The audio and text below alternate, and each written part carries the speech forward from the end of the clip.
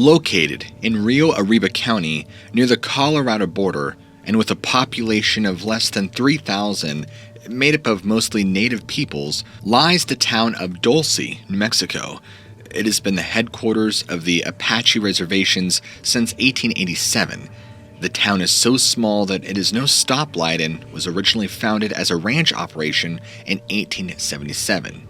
Each year, a local nonprofit, Apache Indigenous Defenders Inc., hosts the biggest event of the year for the town, a fundraiser called the Dulce Base UFO Conference. Now, this conference brings together people from all over the globe who all believe one thing, that 2 miles beneath the Archuleta Mesa is a 7-story complex housing extraterrestrial life. The story doesn't end there, though. People believe the terrors and danger are much greater than that. New Mexico is a state known for aliens. Roswell is just a 323-mile trek southeast of Dulce, where the famous UFO crash happened in 1947. There are numerous accounts of unidentified flying object sightings all across the state, some even being photographed, a high concentration of them in the Dulce area. These UFO sightings are not where our story begins, though. The story of Dulce Base begins near a town 100 miles northeast of Dulce, Alamosa, Colorado. It was back in 1967, and cattle mutilations were a growing and concerning problem in the area. Not just the number of animals being slaughtered, but the state in which the carcasses were being found. These animals were being found without their organs or blood and being completely drained of all bodily fluids, and the incisions that had cauterized edges, making it seem as if it was done by lasers. There had been a report of Appaloosa horses being found with the head and neck skinned and defleshed entirely, bones white and clean, and a lack of blood in the entire area. Lacerations of the horse also looked to be cauterized by a laser as well. A state trooper who went by the name of Gabriel Valdez was assigned to the case, and during his investigation, he found the highest concentration of these mutilated animals to be on a farm located just outside of Dulce, New Mexico. This farm, owned and operated by the Gomez family, had been in their family for nearly 100 years at this point when the mutilations had begun. The family say that the mutilations were a nightmare that had cost them their peace of mind and livelihood. In a later interview, Edmund, the head of the household, had this to say: "Financially, emotionally, and probably physically, we were probably the family that was most affected by this whole situation. We lost 23 head of cows that were mutilated, 2 bulls and a yearling filly during the time period. It was a cloak and dagger situation there." One police report from April 24th, 1978, in regards to the mutilation of an 11-month-old bull, say, "The investigation showed that this 11-month-old bull was dropped by some sort of aircraft north of Mr. Gomez's ranch house. The rectum and sex organs had been removed with a sharp and precise instrument. From this specific investigation, the heart and liver remained with the carcass of the bull. So, authorities sent them to Los Alamos Medical Laboratory to be examined. What they found was so peculiar. The liver was sent to 2 other private labs. Now, the liver was compared to that of a healthy liver, and the assessment showed a difference in chemicals in the mutilated bull's liver. According to the reports, the mutilated bull's liver contained no copper and 4 times the amount of phosphorus, zinc, and potassium as a healthy liver. They quoted as saying, "No explanation for this condition is available at this present time." That was the final findings after the examination was completed. To go with the heart and liver, a blood sample from the mutilated bull was also sent to be looked into, and the report for the blood read this: "A probable explanation for the pinkish blood is a control type of radiation used to kill the animal. According to radiation experts, it is believed that this type of radiation is not harmful to humans, although approximately 7 people who visited the mutilation site complained of nausea and headaches." While these mutilations and investigations were going on, the Gomez family began to collect their own evidence, which they claim was the target of multiple break-ins at their home during this time. The family even began to receive threatening phone calls from strangers. The Gomez family, unable to cope with all the stress and the attention, sold their farm in 1985 and tried to move on with their lives. While examining a mutilation, Trooper Valdez found a fetus with one of the cattle carcasses. He claims it was no ordinary cattle fetus either, but looked like a disturbing cross between a human, a monkey, and a frog. These mutilations became so alarming that even the FBI was involved. But still, nobody could figure out what was happening, though many locals blamed aliens. And Trooper Valdez had a different theory, though. There had been reports from Dulce locals of helicopters seen flying, sometimes without a sound, through the night, as well as bright lights seen over Archuleta Mesa, which Trooper Valdez claims to have seen himself. These encounters, paired with the animal mutilations, led the state trooper to believe the United States government was conducting experiments on these animals, then simply dumping them to be found by locals who believed the work to be done by extraterrestrials, right? Throwing them off the government's deeds. Another piece of evidence found that reinforced Valdez's theory was the discovery of military gear such as gas masks and glow sticks around the carcass of the mutilated cattle. In a later radio interview, Valdez had this to say: "The evidence that was left there, predators don't leave gas masks, glow sticks, radar chaff. They don't leave that stuff. They don't have vitamin B12. To this day, the mystery of these animals and their mysterious mutilations remains unsolved." The case can be found on the FBI website, The Vault, which contains a quote of Valdez's taken by the Bureau. Information furnished to this office by Officer Valdez indicates that the animals are being shot with some type of paralyzing drug, and the blood is being drawn from the animal after an injection of anticoagulant. It appears in some instances the cattle's legs have been broken, and helicopters without any identifying numbers have been reportedly seen in the vicinity of these mutilations. Officer Valdez theorizes that clamps are being placed on the cow's legs and they are being lifted by the helicopter to some remote area where the mutilations are taking place. And then, the animal is returned to its original pasture. The mutilations primarily consist of removal of the tongue, the lymph gland, lower lip, and the sexual organs of the animal. Much mystery has surrounded these mutilations, but according to the witnesses, they give the appearance of being very professionally done with a surgical instrument, and according to Valdez, the years progress, each surgical procedure appears to be more and more professional. Officer Valdez has advised that in no instance, to his knowledge, are these carcasses ever attacked by a predator or scavenger animals, although there are tracks which could indicate that coyotes have been circling the carcasses from a distance. Special Agent Putman then informed the director of the outcome of Valdez's run-ins with officials. He also advised that he requested Los Alamos Scientific Laboratory to conduct investigation for him, but until just recently, has always been advised that the mutilations were done by predatory animals.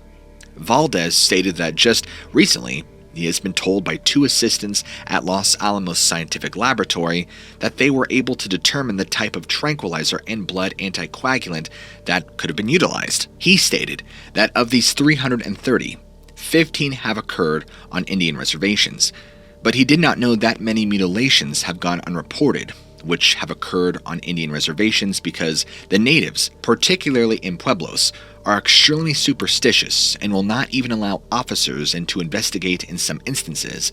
Officer Valdez stated, since the outset of these mutilations, there have been an estimated 8,000 animals mutilated, which would place the loss at approximately $1 million.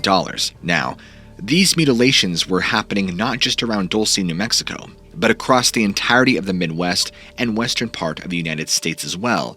This included states like Nebraska, North Dakota, South Dakota, Oklahoma, and Minnesota.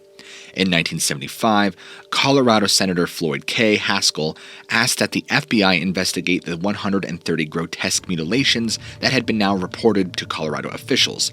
These reports can also be found on the FBI's The Vault.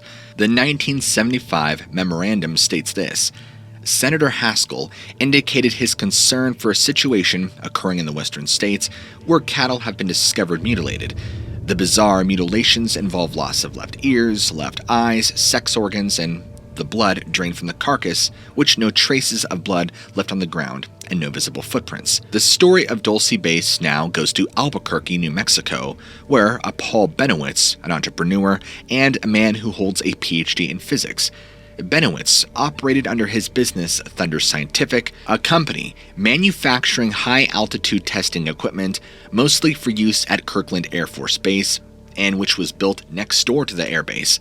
Bennewitz, like many New Mexicans at the time, heard of Trooper Valdez's investigations. To go along with this, he had met Myrna Hansen, an actress who was hypnotized by University of Wyoming psychologist R. Leo Sprinkle after her claims of being abducted by aliens. Under hypnosis, Hansen offered a detailed account of being kidnapped by aliens and taken to an underground base in what she thought was New Mexico. There, she saw many liquid-filled vats containing portions of cattle and, dare I say, human remains. From these events, Bennewitz believed these mutilations to be done by extraterrestrials.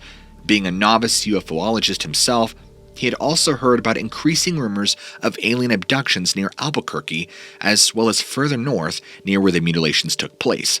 Some of these rumors were that some of the people who had been abducted were then brought by the government to Kirtland to be interrogated due to the stories of these abductees being subjected to terrifying and bizarre experiments. Bennewitz even went as far as visiting Dulce himself, where he claims to have picked up a strange electronic signal near the town. These were alarming to Bennewitz due to Dulce being too small of a town to be receiving such signals.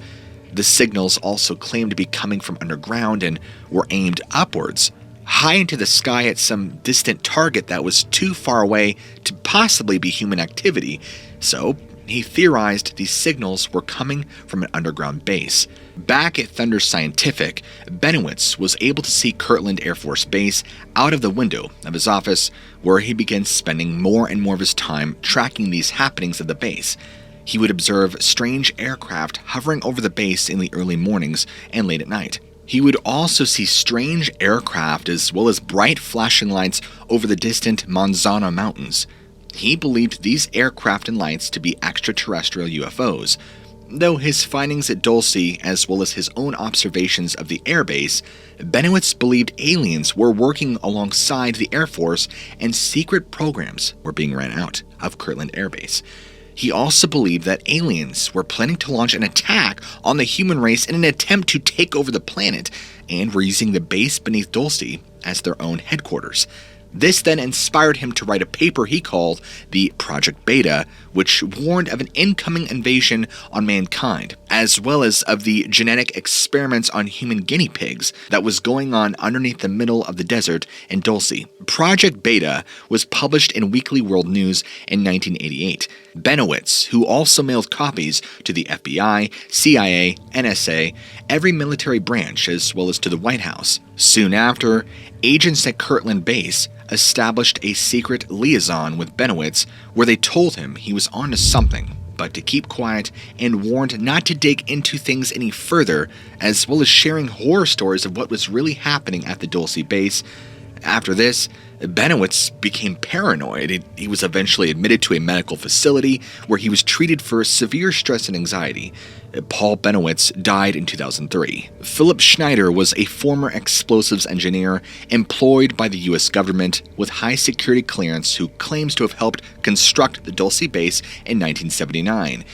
During the initial start of the job, Schneider, suspicious of the actual purpose of the base due to a high concentration of U.S. military special forces, including things and people like the Green Berets, Schneider and his team began the project by drilling holes deep into the earth.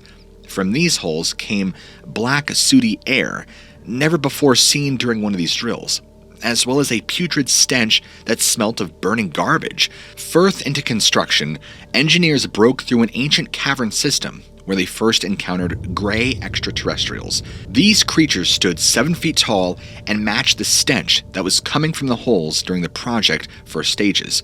Nearby Green Berets were called in immediately for assistance. Schneider says at this point, while confronted by these creatures, he pulled a sidearm that he kept on him, fired, and killed 2 of these greys.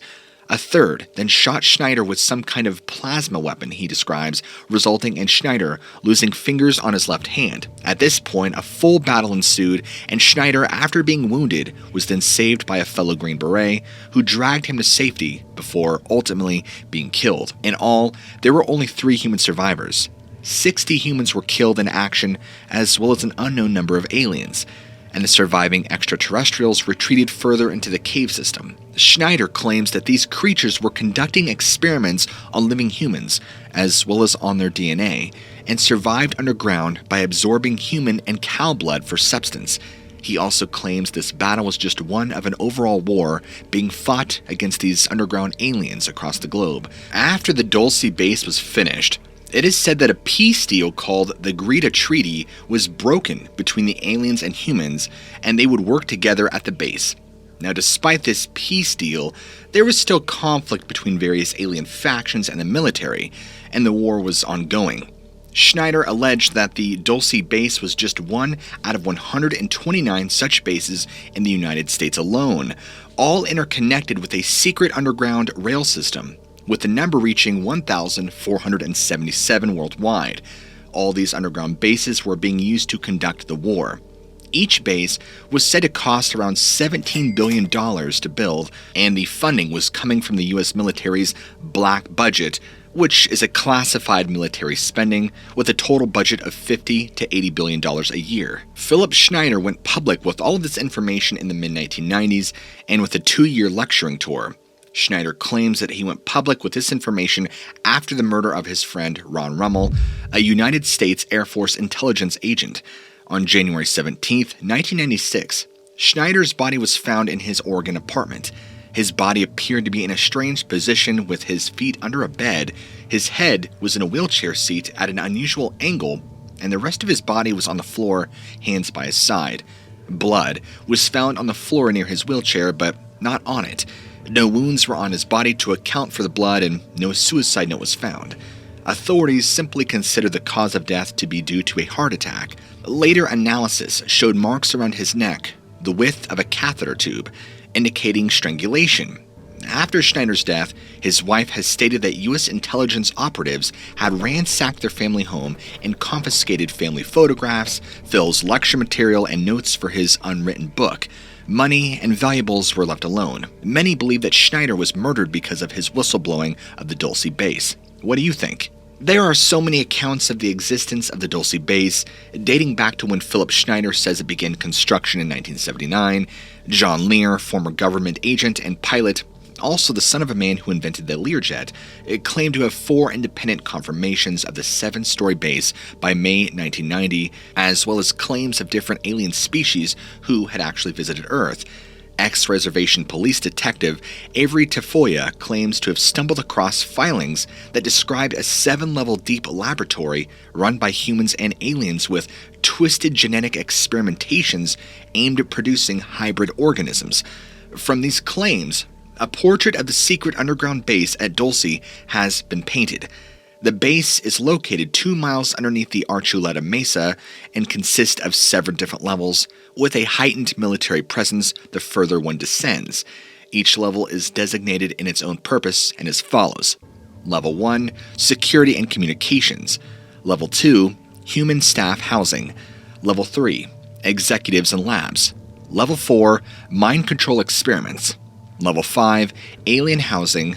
Level 6, Genetic Experiments, known commonly as the Nightmare Hall, and is the most terrifying level of the complex. It is said the screams of human experiments echoes down these halls.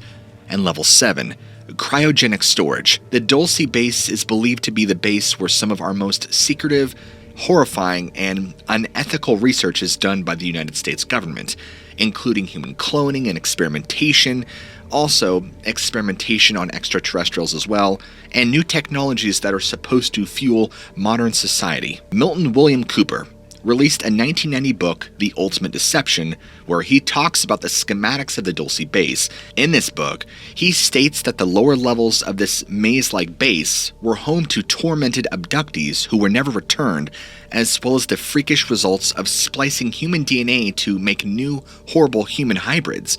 He claimed to have had a statement from a man who worked at the base. This witness said that the huge underground facility stretched for miles down long tunnels connected by a high-speed shuttle system.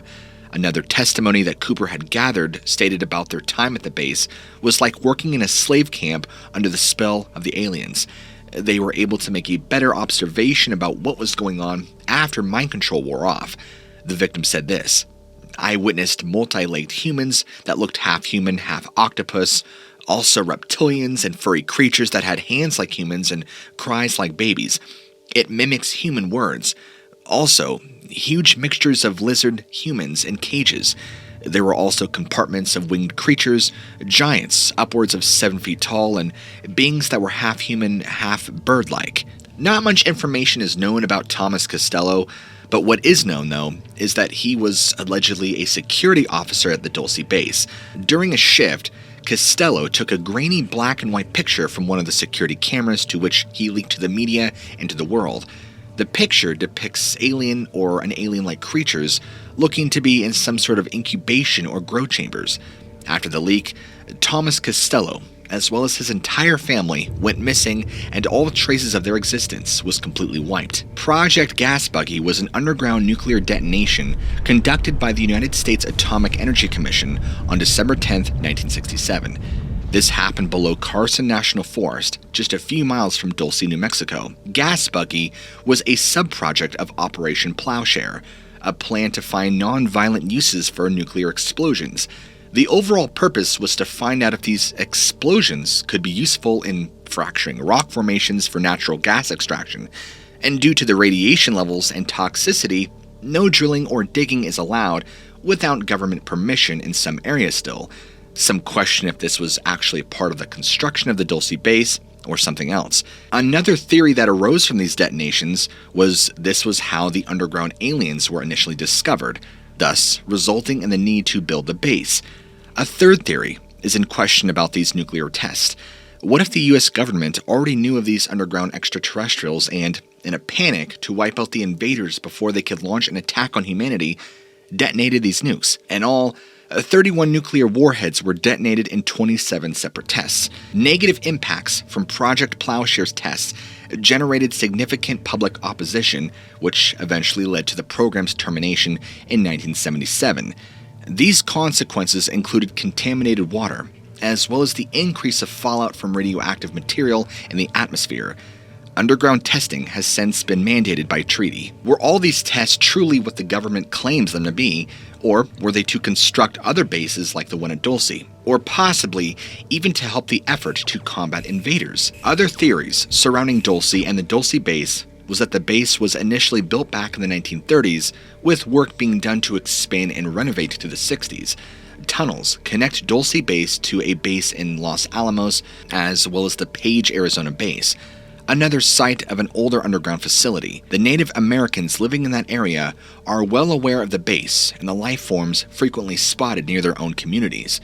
The extreme lower levels at Dulce include vast natural caverns and very ancient tunnel systems, some of these tunnels illuminated by phosphorus, which the alien greys avoid. Other tunnel connections from Dulce go to Area 51, Teos, Carlsbad, places in New Mexico, Colorado Springs, and Creede, Colorado. And this all extends into a global system of tunnels and cities underground. There are also theories of the base being under complete alien control. Some stories tell a different tale of a battle being lost to the aliens, sending humans in retreat, and the base containing vast caverns like rooms housing giant aliens who consume humans who wander too close to the base. Some believe the mutilated cattle were being used to incubate human or alien hybrids. This does explain the strange fetus found by Gabriel Valdez. To go along with aliens, UFO sightings, and government experiments, the Dulce locals also claim to be tracking Bigfoot in the area. Now, Schneider claims that a treaty, the Greada Treaty, was signed after his run-in with the aliens while building the Dulce base. But others believe the treaty was originally signed by President Dwight D. Eisenhower, and they believe this treaty had its own beginnings on the night of February 20th, 1954, while the president was allegedly on vacation. The vacation was actually Eisenhower attending a secret meeting with extraterrestrials that was the human race's first contact with beings from outer space, supposedly. From there, more meetings with other alien races were conducted until agreeable terms were met and the treaty was signed. When asked about the cattle mutilations on his farm being the work of aliens, owner Edmund Gomez had this to say: "We have the Native American community, and we have the very old traditional Hispanic community that believe in a lot of the things. They're very religious, in a certain way, but they also believe in witchcraft and the supernatural. People see things they assume and there's something else. They see a craft flying, or they see something in the air or wherever, and if they don't know, they assume, in my opinion. In 2013, author Greg Valdez, son of the state trooper investigating the Dulce cow mutilations, published his father's investigations, making them public. He laid out his and his father's theory in the book Dulce Base: The Truth and Evidence from the Case Files of Gabe Valdez. Their theory was that the United States government was observing the radiation effects on individual local cattle and was attempting to study the tissue of the cows in the area. The government, according to Valdez, was trying to avoid scaring people or reveal that they had made a mistake and leaked radiation. Now, in 2005, author Greg Bishop published his book, Project Beta: The Story of Paul Bennewitz, National Security, and the Creation of a Modern UFO Myth. In this book, Bishop claims that the Dulce base was created by counterintelligence experts in the military, as well as professionals trained in creating and disseminating disinformation, the purpose being to create a conspiracy theory for people to keep off track of what was actually going on. Could the Dulce base be a fabrication in an attempt to protect national security, or is this a whole cover story to try and push people away from Dulce base actually being an alien/human experimenting facility? In 2013, a retired master sergeant who worked as a special force agent for AFOSI, the Air Force Office of Special Investigations, named Richard Doty, appeared in a documentary titled Mirage Men: How the U.S. Government Created a Myth That Took Over the World. In this documentary, he claims that he was tasked with feeding false information to UFO researchers, including Bennewitz. The purpose, again, was national security. With Bennewitz's viewpoint of the Kirtland Air Force Base, he may have witnessed top-secret new flight technology.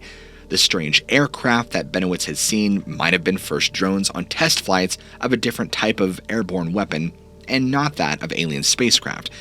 By pushing Bennewitz's idea of extraterrestrials, he would be seen as a lunatic instead of compromising actual national security. Phil Schneider's Air Force intelligence friend, Ron Rummel, who Schneider claimed to have been murdered, has no records of ever being in the Air Force. The police found his body in a park in Portland and determined that he had committed suicide by shooting himself in the mouth with a pistol on August 6, 1993. Phil Schneider claimed to work on the Dulce Base project in 1979. Considering his time on various jobs, he claimed to do, as well as time studying at the college for his degrees. He would have been 17 years old when he went to work for the government. The math struggles to keep up with his claims. Phil Schneider suffered from multiple physical illnesses, including osteoporosis, cancer, chronic pain, self-inflicting mutilation, as well as self-mutilating psychological disorders, mental instability, and delusive illness. This could possibly explain his scars and missing fingers. His SSI card can also be found online. There also seems to be no evidence of Thomas Costello or his family to have ever existed. Is it possible he really existed and was wiped from existence by the government in order to cover a conspiracy, or did he just simply never exist? The picture leaked online has been debunked as a verifiable hoax by many, and the picture is said to be a screen grab from an Arnold Schwarzenegger movie, The Sixth Day, released in the year 2000. Project Gas Buggy and Project Plowshare are well-documented projects and developed to tap natural gas. After the final test in 1973, gas radioactivity was still seen as too high, and in the triple blast rubble, chimney structures disappointed the design engineers. Soon after that, the test program funding dried up.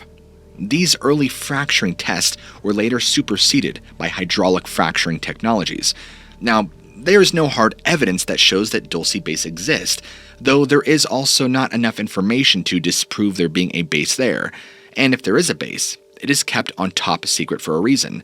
Blogger Norio Hayakawa has been researching Dulce since 1988 and has been at the top of the Archuleta Mesa.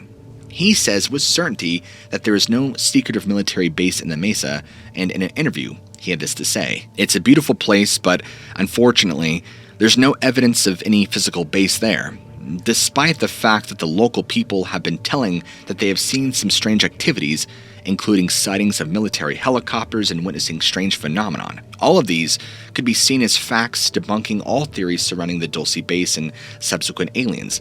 but one can argue that they are just as likely cover-ups to a story many already believe. One thing is for certain, there is something strange about Dulce. There are too many unexplained occurrences, missing persons, UFO sightings, cryptid accounts, and other strange happenings in the area for it all just to be fabricated. Even the QAnon group has the Dulce base as part of their mythology. There is documentation of underground or subterranean bases being built in the United States by United States military, 3 of which exist to the public. These being Mount Weather Emergency Operations Center, located in the Blue Ridge Mountains, Raven Rock in Pennsylvania, and that is also near Blue Ridge Summit, and Cheyenne Mountain Complex, located near Colorado Springs, thus making a base under Dulce, New Mexico quite a possibility. It should also be noted that there is a correlation between UFO sightings and nuclear facilities and nuclear detonation sites. Since the beginning of nuclear testing and research, high-ranking U.S. military and intelligence personnel have reported unexplained aerial phenomena near sites associated with nuclear power, weaponry, and technology.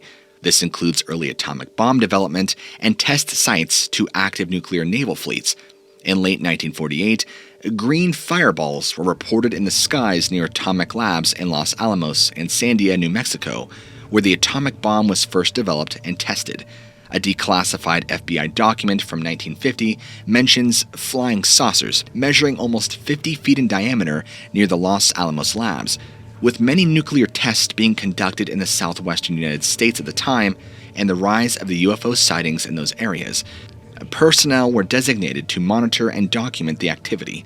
Later in the 60s and 70s, there were multiple reports of UFOs being observed near Malmstrom Air Force Base in Montana, which is also a storage site for nuclear-tipped intercontinental ballistic missiles. Numerous amounts of these missiles became inoperative at the time because of base security reported seeing a glowing red object about 30 feet in diameter hovering over the facility. So now, with all this substantial evidence in front of you, what do you believe? Is this all simply a massive fabrication for something that does not exist and really is disinformation to cover national security? Or is this a massive conspiratorial cover-up for the horrific things that are truly going on under Dulce, New Mexico? What do you think? I would love to know. Go ahead and leave a comment in the video below. And as always, like this video if you enjoyed it. And if you're new to the channel, be sure to go ahead and smack that subscribe button and keep your notifications turned on. So that way, YouTube will let you know every time I release a great new video. And as always, guys, stay safe, keep an open mind, and I will see you all in the very next video.